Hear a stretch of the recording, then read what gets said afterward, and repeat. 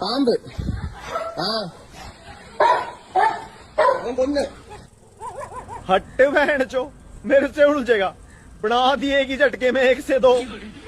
पर मेरे को एक बात नहीं समझ आ रही, मेरे ये मत्थे पे सुई चुभने जैसा दर्द क्यों हो रहा है?